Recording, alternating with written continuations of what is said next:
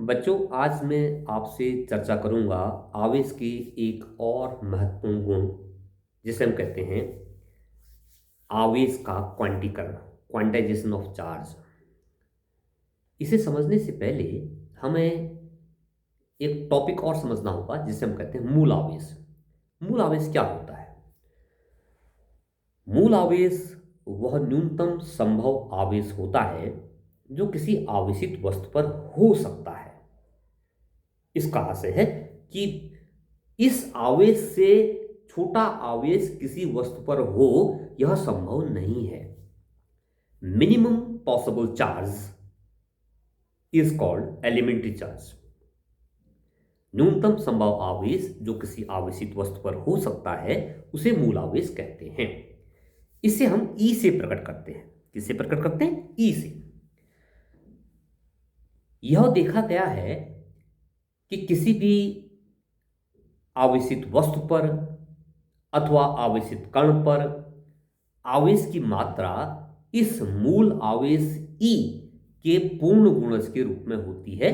अर्थात या तो उस पर E आवेश होता है, या 2E आवेश होता है, या 3E होता है, या 4E होता है, या 5E होता है, या इसी तरह से आगे बढ़ता जाएगा।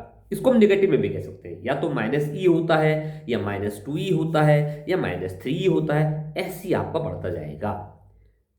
यानी कि किसी भी आवेशित वस्तु पर आवेश भिन्नात्मक रूप से नहीं होता है। यानी कि 1.5E या -2.7E ऐसा पॉसिबल नहीं है। इसका क्या अर्थ है? इसका अर्थ यह है कि आवेश को अनिश्चित रूप से विभाजित नहीं किया जा सकता है। आवेश के इसी गुण को आवेश का क्वांटीकरण कहते हैं। इसे हम आवेश की परमाणुकता भी कहते हैं, एटॉमिसिटी ऑफ चार्ज भी कहते हैं, और क्वांटाइजेशन ऑफ चार्ज भी कहते हैं।